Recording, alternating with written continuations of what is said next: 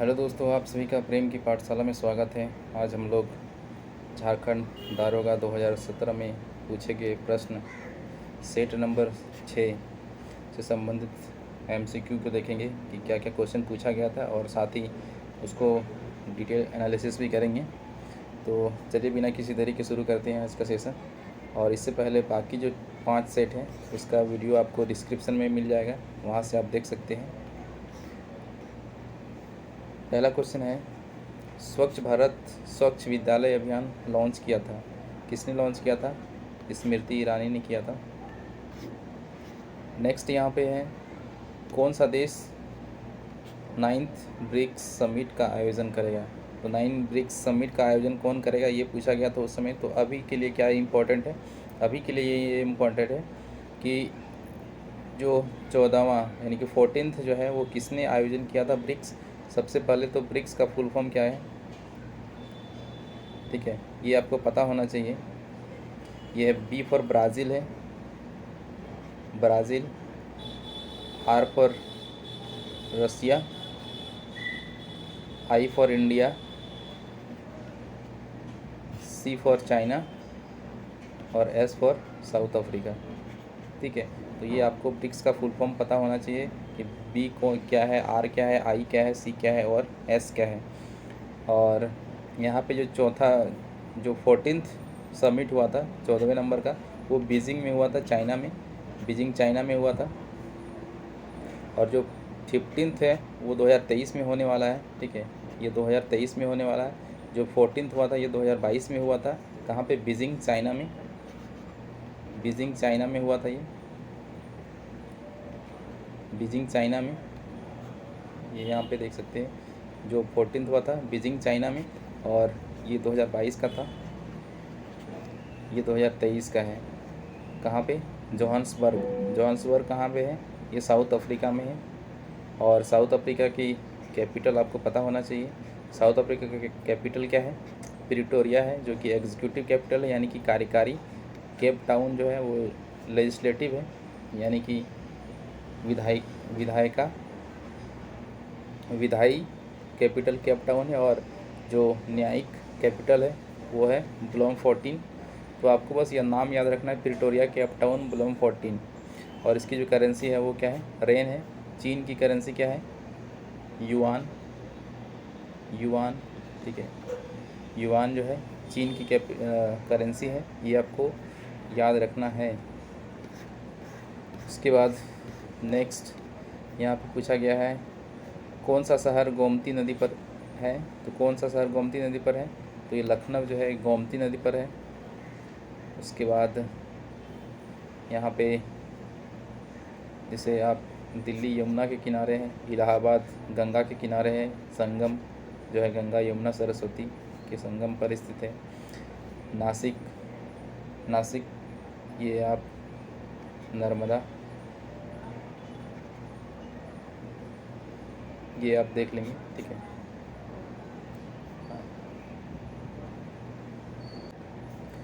नासिक किसके किनारे पे है? ये गोदावरी के, सॉरी, ठीक है, गोदावरी के किनारे है ये गंगा, और ये यमुना के किनारे हैं। तो आपको इसको याद रखना है। नेक्स्ट यहाँ पे है, अकॉस्टिक किससे जुड़ा है? तो अकॉस्टिक जो है वो किससे जुड़ा है ये आपको बताना है। तो ये साउंड से जुड़ा हुआ है। ठीक है, पंचतंत्र किसने लिखा है? तो पंचतंत्र के रचयिता कौन है? विष्णु शर्मा, विष्णु शर्मा। नेक्स्ट यहाँ पे है, अलाउद्दीन खिलजी ऐसा सम्राट था जिस पर सबसे ज़्यादा बाहरी आक्रमण निम्न में से किसने किए थे? तो सबसे ज़्यादा जो है अलाउद्दीन खिलजी के समय मंगोलों का आक्रमण हुआ था, मंगोल आक्रमण सबसे अधिक हुआ था दिल्ली पे। 7 महाद्वीपों पर 7 चोटियों को स्केल करने वाली पहली भारतीय महिला कौन है? तो पहली जो भारतीय महिला है वो कौन है? प्रेमलता अग्रवाल। और इससे पहले मैंने आपको एक न्यूज़ बताया था, एवरेस्ट के जो बेस कैंप है, ठीक है, एवरेस्ट बेस कैंप पर पहुंचने वाली सबसे कम उम्र की महिला यानी कि लड़की है, 6 वर्ष की लड़की है, उसका क्या नाम है? अरिस्का। ठीक है, और इसका लड्ढा नाम है, जो अपनी माँ डिम्पल लड्ढा के साथ जो है एवरेस्ट के बेस कैंप तक गई है। ठीक है, डिम्पल इसकी माँ है और अपनी माँ के साथ ये सबसे कम उम्र में एवरेस्ट के बेस कैंप तक जब पहुँचने वाली लड़की हो गई है। ठीक है, और इसका आंसर क्या है? प्रेमलता अग्रवाल। नेक्स्ट यहाँ पे है, पानीपत की पहली लड़ाई किस साल लड़ी गई थी? तो पानीपत की पहली लड़ाई कब लड़ी गई थी? 1526 में, बाबर और इब्राहिम लोदी के बीच। ठीक है, किसके नेतृत्व में अखिल भारतीय मुस्लिम लीग की स्थापना हुई थी? तो किसके नेतृत्व में हुई थी? तो ये आगा खां के नेतृत्व में हुआ था। नेक्स्ट है यहाँ पे, रेड क्लिफ लाइन बीच की सीमा है, किसके बीच की सीमा है रेड क्लिफ लाइन? तो भारत और पाकिस्तान के बीच की लाइन है रेड क्लिफ, और जो भारत और चीन के बीच है वो क्या है? मैकमोहन रेखा है, और भारत और अफ़गानिस्तान के बीच जो है लाइन है वो क्या है? डूरंड। उसको क्या बोलते हैं? डूरंड रेखा बोलते हैं। तो आप इसे याद रखेंगे, भारत पाकिस्तान के बीच रेड क्लिफ, भारत चीन के बीच मैकमोहन, और भारत अफ़गानिस्तान के बीच डूरंड। नेक्स्ट यहाँ पे है, भारत में किस राज्य का सबसे बड़ा वन क्षेत्र है? तो सबसे बड़ा जो वन क्षेत्र है, अभी भी जो लेटेस्ट फॉरेस्ट सर्वे रिपोर्ट आया था 2021 में, उसके अनुसार जो वन क्षेत्र है सबसे ज़्यादा कहाँ पे है? तो मध्य प्रदेश में है। ठीक है, मध्य प्रदेश में है, उसके बाद अरुणाचल प्रदेश में है, उसके बाद छत्तीसगढ़ में है। और जो फॉरेस्ट कवर की बात करें तो फॉरेस्ट कवर और ट्री कवर जो है भारत में कितना है?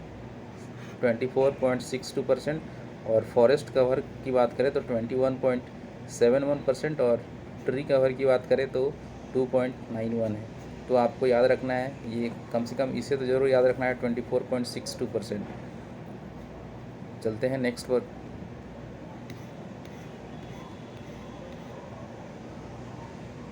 उसके बाद, भारतीय भाषा में आधिकारिक भाषा के रूप में मान्यता प्राप्त प्रमुख भाषाओं की संख्या क्या है?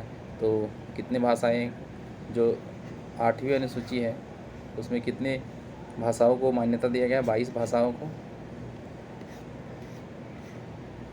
इनमें से कौन सी फसलों को अधिकतम प्रति हेक्टेयर पानी की ज़रूरत है? तो किसको अधिकतम पानी की ज़रूरत होती है? गन्ना को। बद्रीनाथ नदी के किनारे पर स्थित है। बद्रीनाथ की जो स्थित है वो किस नदी के किनारे स्थित है, ये पूछ रहा है यहाँ पे। तो ये अलकनंदा के किनारे है। यहाँ पे आप देख सकते हैं, जैसे ये यहाँ पे अलकनंदा इधर से आती है, ये यहाँ पे बद्रीनाथ है। ठीक है, बद्रीनाथ है। ठीक है, यहाँ पे क्या है? केदारनाथ है। यहाँ पे क्या है? केदारनाथ। ठीक है, केदारनाथ है यहाँ पे, और यहाँ पे गंगोत्री, और यहाँ पे क्या है? यमुनोत्री। ठीक है, अब देखिए यहाँ से जो बद्रीनाथ से कौन सी नदी निकलती है? ये अलकनंदा। और यहाँ से निकलती है, अच्छा इससे पहले यहाँ पे देख लीजिए, इधर से एक नदी आती है, इसका नाम है धौली गंगा। ठीक है, क्या नाम है? धौली गंगा। और यहाँ पे जो मिलती है, इसको, इस जगह को क्या बोलते हैं? विष्णु प्रयाग बोलते हैं इसको। और उसके बाद यहाँ से एक नदी और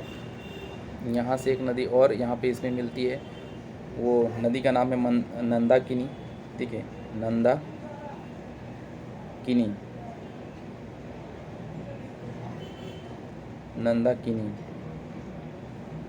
नाम है,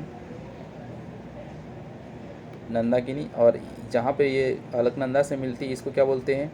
नंद प्रयाग। क्या बोलते हैं? नंद प्रयाग। उसके बाद एक नदी और इस पे मिलती है, उसका नाम है पिंडार नदी, और यहाँ पे जो मिलते हैं अलकनंदा से, उसको बोलते हैं कर्ण प्रयाग। यहाँ पे बोलते हैं कर्ण प्रयाग। ठीक है, तो यहाँ पे विष्णु प्रयाग, नंद प्रयाग, कर्ण प्रयाग। उसके बाद यहाँ से आती है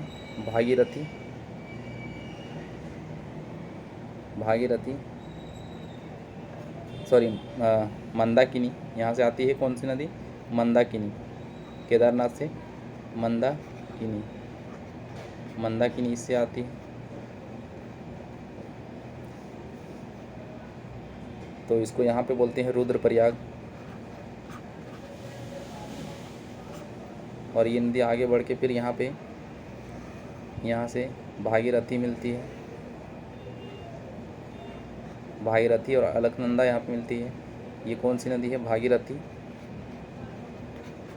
और इसको बोलते हैं देवप्रयाग, देवप्रयाग, ठीक है, ये देवप्रयाग है। उसके बाद आगे चलकर यहाँ से अब यमुना आती है और फिर जैसे गंगा यहाँ बन जाती देवप्रयाग में, ये गंगा कहलाती है। गंगा कहलाने के बाद फिर आगे चल के कहाँ पे? इलाहाबाद में दोनों का संगम होता है। तो इलाहाबाद, जिसको प्रयागराज बोलते हैं या फिर संगम भी बोलते हैं, और इसको बोलते हैं क्या? सिंपल प्रयाग बोलते हैं, ठीक है, प्रयाग बोलते हैं। तो आपको ये याद रखना है कि यमुनोत्री, गंगोत्री, केदारनाथ, बद्रीनाथ से अलकनंदा निकलती है, और यहाँ पे धौली गंगा है जहाँ पे मिलती है विष्णु प्रयाग। ये नंदाकिनी निकलती है यहाँ पे, नंद प्रयाग। उसके बाद यहाँ से पिंडार नदी कर्ण प्रयाग में, और यहाँ से मंदाकिनी निकलती है रुद्रप्रयाग में, और यहाँ से भागीरथी देवप्रयाग में, और फिर आगे फाइनली प्रयाग में जाके मिल जाती है। नेक्स्ट क्वेश्चन हम लोग देखते हैं। भारत का एकमात्र राज्य जो केसर का उत्पादन करता है, तो एकमात्र राज्य जम्मू कश्मीर है जो केसर का उत्पादन करता है। नेक्स्ट है, राजस्थान का वाइट सिटी शहर कहाँ है? तो राजस्थान का वाइट सिटी शहर कहाँ है? उदयपुर है वाइट सिटी शहर। नेक्स्ट है, राष्ट्रपति लोकसभा को भंग कर सकता है, ठीक है, तो राष्ट्रपति जो है लोकसभा को भंग कर सकता है, किसकी सिफारिश पर कर सकता है? प्रधानमंत्री की सलाह पर कर सकता है। प्रसिद्ध किताब आनंद मठ किसके द्वारा लिखी गई थी? तो आनंद मठ किसके द्वारा लिखा गया है? बंकिम चंद्र चट्टोपाध्याय के द्वारा लिखा गया है।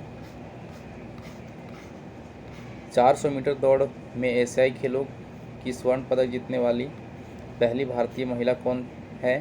तो ये पहली भारतीय महिला के बारे में पूछा गया, तो अभी आपको ये तो नहीं पूछा जाएगा।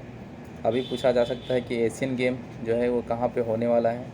तो ये चाइना में होने वाला है। हैंगजूंग परियोग जो प्रांत है, हैंगजू, ठीक है, चाइनीज़ नाम है ये हैंगजूंग। और कब से कब तक होने वाला है? सितंबर 23 से अक्टूबर 2023 के बीच होने वाला है एशियन गेम 2023 चाइना में। उसके बाद नेक्स्ट यहाँ पे है, निम्न में से कौन सार्क का सदस्य नहीं है? तो सबसे पहले जान लेते हैं कि सार्क का सदस्य कौन है, और उससे पहले जान लेते हैं कि सार्क का फुल फॉर्म क्या होता है। तो ये होता है S for south Asian association for regional corporation, ठीक है, south Asian association for regional corporation. और इसमें जो कौन कौन से देश हैं? अफ़गानिस्तान है, जैसे यहाँ पे अपना प्यारा भारत,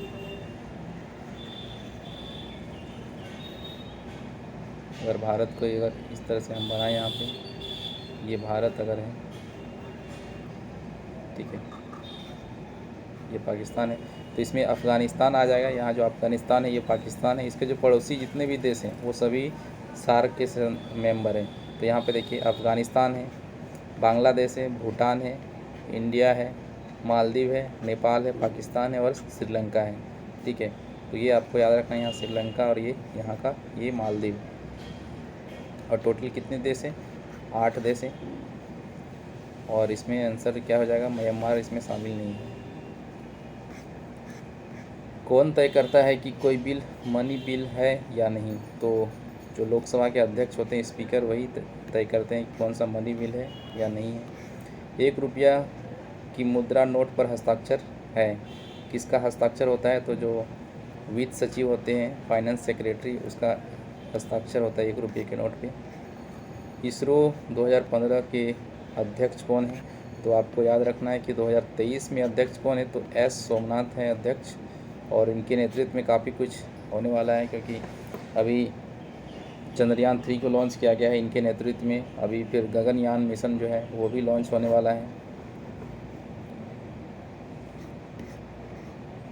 किस भारतीय राज्य को राइजिंग सन की भूमि कहा जाता है? तो राइजिंग सन की भूमि कहा जाता है अरुणाचल प्रदेश को।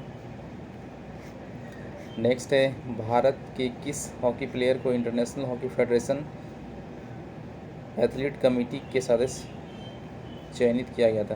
तो ये PR श्रीजेश को किया गया था हॉकी इंटरनेशनल हॉकी फेडरेशन में एथलीट्स कमेटी के सदस्य के रूप में।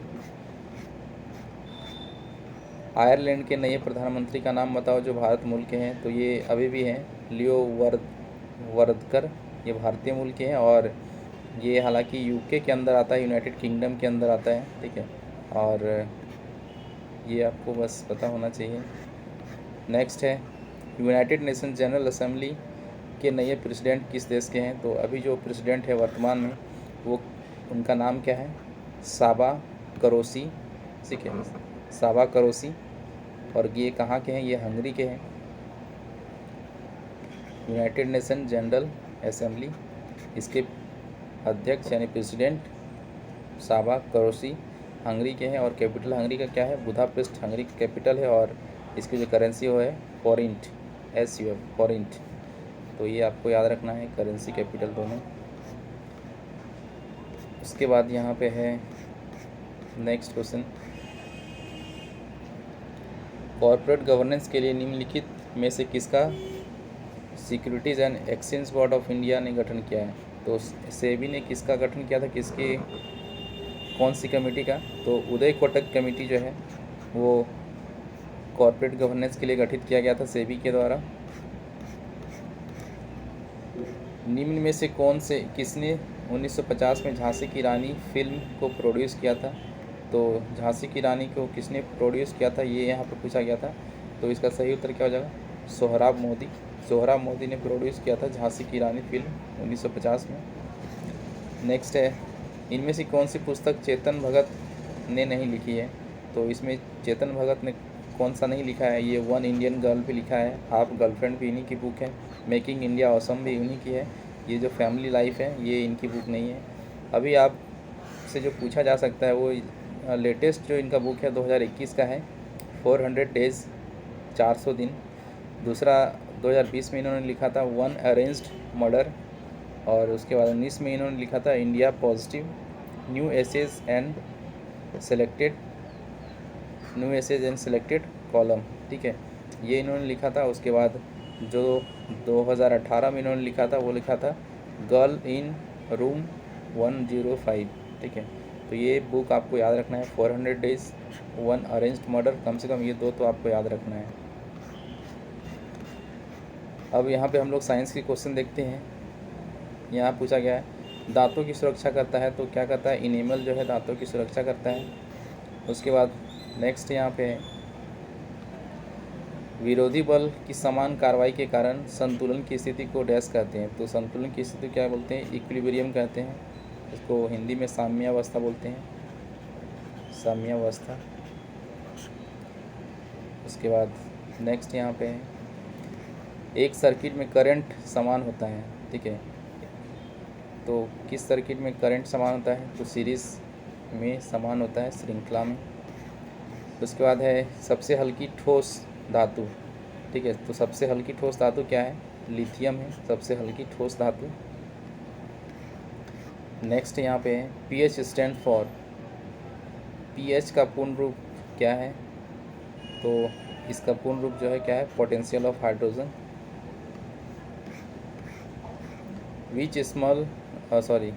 किस गैस की बदबू सड़े हुए अंडे की तरह आती है?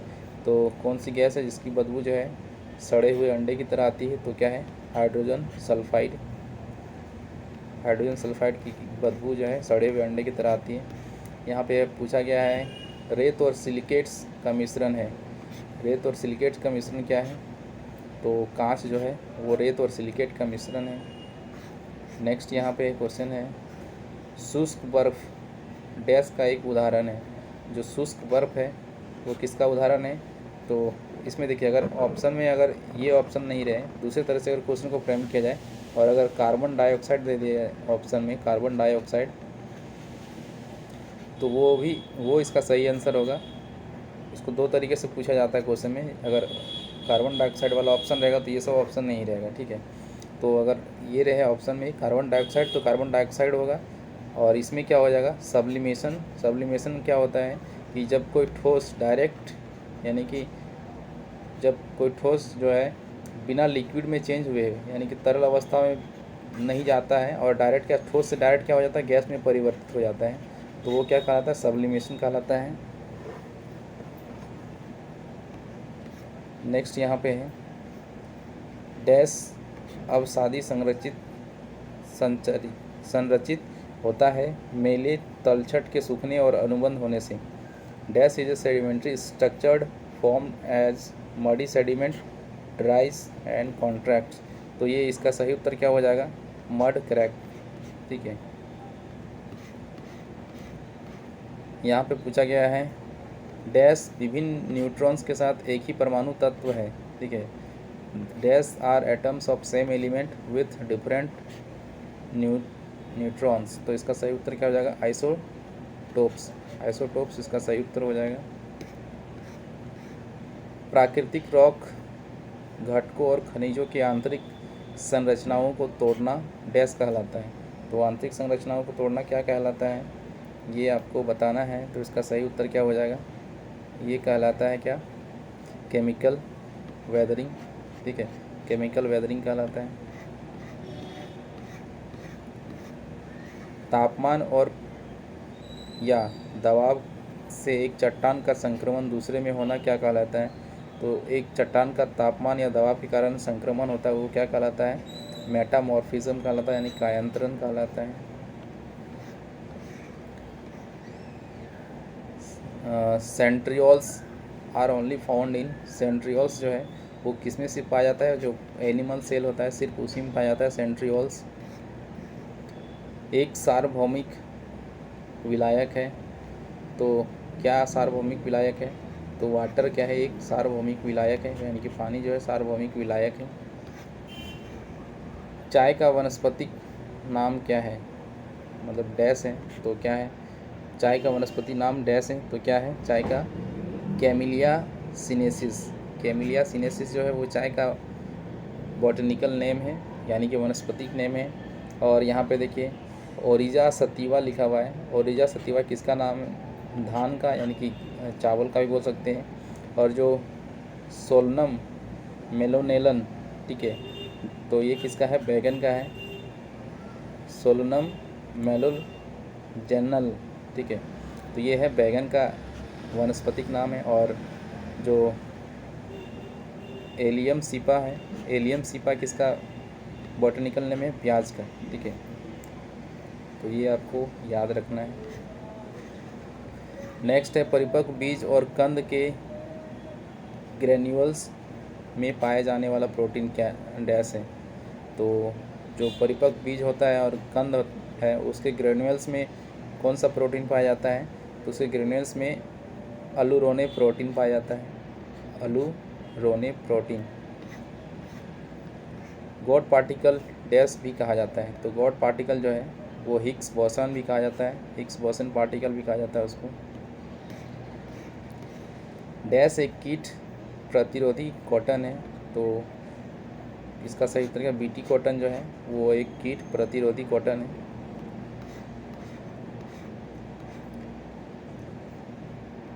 एक घोल जिसमें 7.0 के नीचे pH होता है उसे डैश कहा जाता है। तो यहाँ पे जैसे 7 जो pH स्केल होता है वो 7 से 14 तक का होता है, तो 7 से जो कम होता है वो क्या कहलाता है, एसिड होता है। ठीक है, यानी कि अम्ल होता है। और 7 से ऊपर जो होता है वो क्या कहलाता है, क्षार कहलाता है, क्षार यानी कि बेस कहलाता है। तो 7 से नीचे है यानी कि क्या हो जाएगा, एसिड। ठीक है, यहाँ पे अम्ल भी, एसिड का शुद्ध हिंदी अगर देखा जाए तो अम्ल होता है, ये तेजाब लिखा हुआ है, ये भी होता है। उसके बाद खट्टे फल में डैश अधिक है, तो खट्टे फल में सबसे ज़्यादा क्या होता है अधिक, तो विटामिन सी जो है उसमें अधिक होता है। अब यहाँ पे झारखंड का क्वेश्चन देखते हैं हम लोग। झारखंड के पहले गैर भाजपा मुख्यमंत्री निम्न में से कौन थे। तो गैर भाजपा मुख्यमंत्री कौन थे, शिबू सोरेन थे। उसके बाद इसमें एक चीज़ और, जो बाबूलाल मरांडी है जब मुख्यमंत्री बने थे वो बीजेपी से थे। ठीक है, रघुवर दास भी बीजेपी से थे, अर्जुन मुंडा भी बीजेपी से। इनमें से कौन सा पहला कार्यकाल जिसमें अर्जुन मुंडा झारखंड के मुख्यमंत्री के रूप में कार्यरत रहे हैं। तो अर्जुन मुंडा 3 बार रहे हैं, जिसमें पहली बार वो 2003 में बने थे, 18 मार्च से लेकर 2 मार्च 2005 तक रहे थे मुख्यमंत्री। झारखंड राज्य में राज्यपाल कौन है? तो उस समय 17 में पूछा गया था, तो अभी भी पूछ सकता है। तो अभी कौन है? 11वें नंबर के हैं, सीपी राधाकृष्णन नाम है इनका। ये कहाँ के रहने वाले हैं? ये तमिलनाडु के रहने वाले हैं। और कितने नंबर के हैं? सीपी राधाकृष्णन किसका स्थान लिया है? तो द्रौपदी मुर्मू का लिया। द्रौपदी मुर्मू कौन है? तो भारत की पहली भारत की पहली आदिवासी महिला राष्ट्रपति है। ठीक है। उसके बाद झारखंड के निम्नलिखित जिलों में से कौन सा लौह अयस्क भंडार का समृद्ध स्रोत है? तो कौन सा जिला लौह अयस्क भंडार का समृद्ध स्रोत है? तो ये पश्चिम सिंहभूम, वेस्ट सिंहभूम जो है ये लौह अयस्क का प्रसिद्ध समृद्ध भंडार है। Santhal Pargana industrial area development authority Dumka, ठीक है, स्पियाडा का क्षेत्र निम्नलिखित कंपायर के क्षेत्र तक सीमित है। तो ये क्या है? संथाल परगना कमिश्नर तक सीमित है। स्वर्णरेखा नदी होंडरू फॉल्स से कितनी ऊंचाई से गिरती है? तो जो स्वर्णरेखा नदी है उसी पे कौन सा फॉल है? होंडरू फॉल है, जिसकी ऊंचाई 320 फीट है और 21 ज़िले में स्थित है। रांची से 40 किलोमीटर दूर सिक्कीदिरी के नाम के जगह पर स्थित है। 2011 की जनगणना के अनुसार बोकारो ज़िले की आबादी क्या है? तो 2011 की जनगणना के अनुसार 2 मिलियन है। यहाँ पे 2 लाख नहीं 20 लाख होना चाहिए। तो 1 मिलियन होता है 10 लाख। ठीक है, 1 मिलियन किसको बोलते हैं? 10 लाख को बोलते हैं। तो यहाँ पे 2 मिलियन यानी कि 20 लाख। नेक्स्ट यहाँ पे है, Purbi Singhbhum district has been form after isolating how many blocks from old Singhbhum? तो पुराने सिंहभूम से कितने ब्लॉक अलग करने के बाद पूर्वी सिंहभूम जिला का गठन किया गया था? तो ये 9 ब्लॉक को अलग करके बनाया गया था। गढ़वा जिले उत्तर में किस नदी से घिरा है? तो गढ़वा जिला जो है उत्तर में किस नदी से घिरा है? सोन नदी से घिरा है। हरिहर धाम बगोदर झारखंड के किस जगह पर स्थित है? तो हरिहर धाम जो है बगोदर ये कहाँ पे है? गिरिडीह में है। और एक झारखंड धाम भी है, ठीक है, वो भी कहाँ पे है? गिरिडीह में है।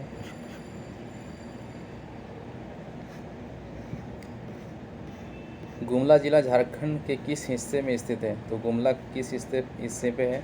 तो ये आपको बताना है। तो ये किस हिस्से पे है? ये है दक्षिण पश्चिम भाग पर है, ठीक है, जिससे ये झारखंड है।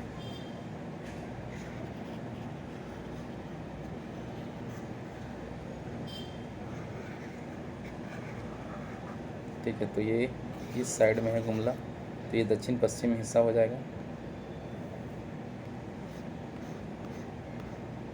गुमला रांची से कब बना था? ठीक है, रांची से अलग होकर कब बना था ये गुमला? तो ये बना था 18 मई 1983 को। 18 मई 1983 को बना था। झारखंड राज्य में सरकार की राज्य नीति किस प्राधिकरण द्वारा लागू की जाती है? तो राज्य नीति जो है किस प्राधिकरण के द्वारा लागू की जाती है? तो साझा के द्वारा। 2011 की जनगणना के अनुसार झारखंड में अनुसूचित जनजातियों की साक्षरता दर है। तो अनुसूचित जनजातियों की जो साक्षरता दर है वो कितना है ये आपको बताना है। तो साक्षरता दर कितना है? 57.1%। ठीक है,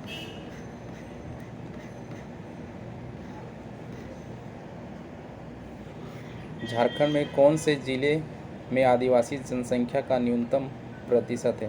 तो सबसे कम आदिवासी जनसंख्या कहाँ पे है? ये कोडरमा पे है।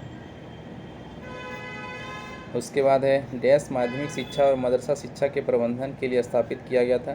तो झारखंड एकेडमिक काउंसिल, झारखंड शैक्षणिक परिषद जो है स्थापित किया गया था। सैनिक मंगल पांडे के नेतृत्व में 1857 की विद्रोह कहाँ हुआ था? तो ये डोरंडा में हुआ था। डोरंडा में हुआ था, रांची के डोरंडा में मंगल पांडे के नेतृत्व में विद्रोह हुआ था। मुंडा आबादी खुद को डैश बताते हैं? तो मुंडा जो है अपने आप को क्या बताते हैं? ये बताते हैं हॉरको। ठीक है, हॉरको अपने आप को बताते हैं। बोकारो अपनी लो अयस्क की आपूर्ति किस खदान से प्राप्त करता है? तो ये कहाँ से करता है? तो क्योंझोर से करता है। और जो नवाब मुंडी है, नवाब मुंडी से कौन अपना अयस्क की आपूर्ति करता है? तो टाटा स्टील जो है वो अपनी अयस्क की आपूर्ति नवाब मुंडी से करता है और क्योंझोर से बोकारो स्टील करता है। झारखंड में इस जनजाति के लड़के और लड़कियों के लिए जंतर के रूप में महत्वपूर्ण कोई दूसरा त्यौहार नहीं है। जनजाति की पहचान करें। तो ये इस जनजाति की पहचान करना है तो ये क्या है? उरांव। उरांव जो है, उरांव इसका सही उत्तर हो जाएगा। सरहुल मुंडा जनजाति का उत्सव कहलाता है। ठीक है, तो जो सरहुल है वो मुंडा जनजाति, उसको किस नाम से जानते हैं? तो वो बा पर्व बोलते हैं सरहुल को। अलग अलग जातियों में अलग अलग नाम दिया गया है सरहुल का। उसके बाद झारखंड में बिहार जनजातीय लोगों के निवास के रूप में क्या जाना जाता है? तो जो निवास स्थान है ये बिहार नहीं, ये बिरहोर होगा। ठीक है, यहाँ पे बिरहोर, जो बिरहोर जनजाति है उनके निवास स्थान का नाम पूछा गया है। तो जो ये गितियोड़ा या फिर टंडा कहा जाता है, इसका सही अगर लिखा जाए तो टंडा लिखाता है, टंडा। ठीक है, ये टंडा या फिर गितियोड़ा। और घुमकोरिया किसका है? युवाओं का, युवागरा है। ठीक है, उरांवों का, उरांव जनजाति का। उसके बाद झारखंड में निम्नलिखित शहरों में से किस शहर का नाम दिया गया है? ठीक है, तो इसमें से किस शहर का नाम दिया गया नाम है? तो टाटा नगर जो है टाटा स्टील के नाम पे दिया गया है, स्टील सिटी के रूप में। यहाँ पे देखिए हिंदी में कुछ और लिखा है और अंग्रेजी में कुछ और लिखा हुआ है। ठीक है, यहाँ पे लिखा है कि steel city is the name given to which of the following cities in Jharkhand, ये सही लिखा हुआ। अब इसका ट्रांसलेशन देखिए, झारखंड में निम्नलिखित शहरों में से किस शहर का नाम दिया गया है? ठीक है, तो ये ऐसा होना चाहिए, किस शहर का नाम दिया गया है? टाटा स्टील सिटी किस शहर का नाम दिया गया है, ऐसा होना चाहिए। तो हालांकि ये गलत ट्रांसलेशन किया गया है। झारखंड के निम्नलिखित किस शहर में यूरेनियम प्रसंस्करण कारखाना शुरू किया गया है? तो यूरेनियम प्रसंस्करण कारखाना कहाँ है? घाटशिला में है। लघु स्तरीय अनुसंधान संस्थान की स्थापना की गई है। तो लघु स्तरीय अनुसंधान संस्थान की स्थापना कहाँ? सिंदरी में की गई है। ठीक है, सिंदरी में की गई है। अब हम लोग चलते हैं नेक्स्ट क्वेश्चन पे। उलगुलान निम्नलिखित में से किससे जुड़ा हुआ है? तो उलगुलान जो है वो बिरसा मुंडा के आंदोलन से जुड़ा हुआ है। रांची जिला किस साल ताना भगत पुनर्वास अध्यादेश पारित किया गया था? तो ये 1948 में किया गया था। उसके बाद नेक्स्ट है, झारखंड के रांची ज़िले में कौन सी जनजाति सबसे अधिक संख्या में पाई जाती है? तो ये कौन सी जनजाति पाई जाती है? ये यहाँ पे ऑप्शन के अनुसार ये मुंडा होगा और सबसे ज़्यादा क्या है? संथाल है, उसके बाद उरांव है, उसके बाद मुंडा है, उसके बाद हो है। ठीक है, उसके बाद है झारखंड के किस हिस्से में सर्दियों में न्यूनतम तापमान दर्ज किया जाता है? तो जो नेतरहाट है, नेतरहाट का पठार, वहाँ पे सबसे न्यूनतम तापमान होता है सर्दियों में। और अंतिम क्वेश्चन है, इनमें से कौन सी मगध की राजधानी थी? तो यहाँ पे देखिए राजगृह भी मगध की राजधानी रही थी और पाटलिपुत्र भी। तो हालांकि इसमें जो आंसर दिया गया था पाटलिपुत्र दिया गया था, लेकिन ये राजगृह भी जो है मगध की राजधानी रही थी। दोस्तों ये था आज का वीडियो और 6 सेट का ये पूरा सॉल्यूशन है। और इसका जो मैथ्स वाला पार्ट है वो इसके लिए अलग से एक वीडियो आएगा।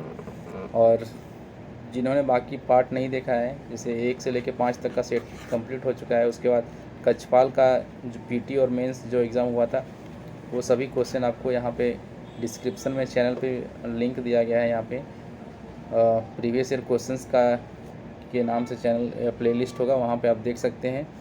और इसके अलावा अभी दरोगा जो है सीरीज़, उसका सीरीज़ चल रहा है, इसमें 33 सेट है, वो सभी सेट हम लोग एक एक करके करेंगे।